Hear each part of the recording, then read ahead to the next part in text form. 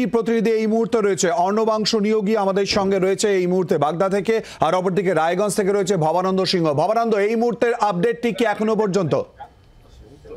দেখো, আপডেট দেওয়ার আগে আমি পরিস্থিতিটা বোঝাতে চাইবো দর্শকদেরকে। কিছুদিন আগে লোকসভা ভোট হয়ে গেছে, আর লোকসভাকে ভোটের নিরিখে যদি হিসাব করা যায় তাহলে এই বিধানসভা কেন্দ্রে তৃণমূল কংগ্রেস পিছিয়ে ছিল 47,000 ভোটে। আমরা লোকসভা ভোটের নিরিখে যা দেখেছিলাম যে সেখানটায় সংগঠন একদিক থেকে কাজ করেছিল, আর লোকসভা ভোটের প্রার্থী যিনি ছিলেন তৃণমূল কংগ্রেস তিনি একদিক থেকে কাজ করেছিলেন এবং ঠিক বিধানসভা ভোটে কিন্তু তার উল্টোটা আমরা দেখতে পেয়েছি।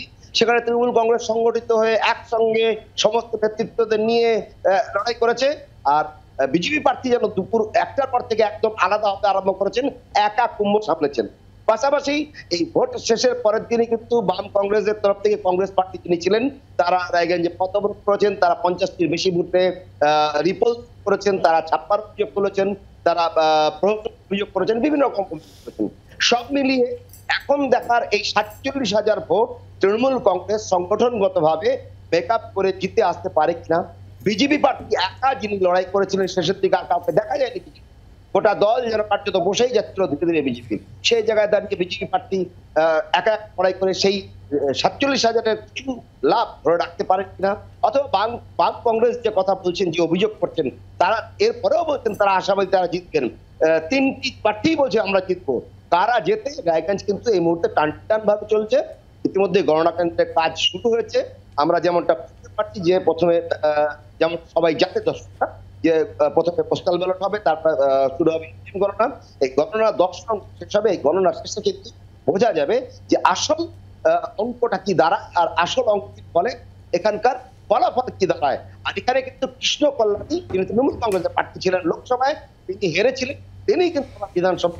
সুতরাং অনেকগুলো চমক অপেক্ষা করছে, যা গণনার শেষে গণনার পর থেকে বোঝা যাবে বলে মনে করা হচ্ছে। ভবানন্দ, আমাদের সঙ্গে থাকো। সঙ্গে রয়েছে বাগদা থেকে অর্ণবাংশ নিয়োগী। অর্ণবাংশ, এখনো পর্যন্ত আপডেট ঠিক কি পাচ্ছ বাগদার?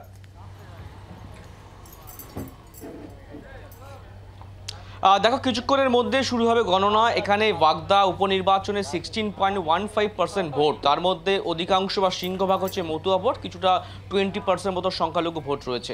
একদম ছবিটা দেখতে পাচ্ছ, সেটা হচ্ছে যে বাগদা যে হেলাঞ্চা স্কুল, সেই স্কুলে হচ্ছে গণনা কেন্দ্র। গণনা কেন্দ্রের বাইরে একদম নিরাপত্তা রাখা হয়েছে। কিছুক্ষণের মধ্যে ব্যালট বক্স গণনা শুরু হবে, তারপরে কিন্তু পূর্ণ গণনা শুরু হয়ে যাবে।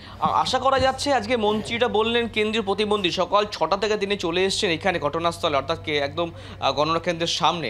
তারপর পুলিশের ইনস্ট্রাকশন দিয়ে 200 মিটার দূরে গিয়ে অবস্থান নিয়েছিলেন। তার বক্তব্য, মতুয়া ভোট সম্পূর্ণটাই কিন্তু বিজেপির ব্যালট বক্সে, বিজেপির ঝুড়িতেই পড়বে, এটা কোনো সন্দেহ নেই। অর্থাৎ 2011, 2021-এর পর যদি দেখা যায় তাহলে কিন্তু এবছরও তারা কিন্তু ছিনিয়ে নিতে পারবে। তাদের দাবি এটাই। তৃণমূলের পাল্টা দাবি যে না, মতুয়া ভোট কিন্তু ঘুরবে। লোকসভা নির্বাচনের ফলাফল যা দেখেছে মানুষ, তারপর কিন্তু তারা বিজেপির উপর আস্থা রাখতে পারবে না, তারা কিন্তু তৃণমূলেই আস্থা রাখবে। সুতরাং গণনার 2-3 ঘন্টা পর বা 4 ঘন্টা পর কিন্তু আশা করা যাচ্ছে একটা ট্রেন্ড বোঝা যাবে। তো কিছুক্ষণের মধ্যেই পূর্ণ গণনা শুরু হবে। সমস্ত প্রস্তুতি কিন্তু এখানে সারা হয়ে গেছে, আর সব এজেন্ট তারা অলরেডি তারা পৌঁছে গিয়েছে গণনা কেন্দ্রের মধ্যে। তাদের চেকিং চলছে, চেকিং হওয়ার পরেই কিন্তু গণনা শুরু হবে। বাংলার আওয়াজ, বাঙালির আবেগ, জি 24 ঘন্টা।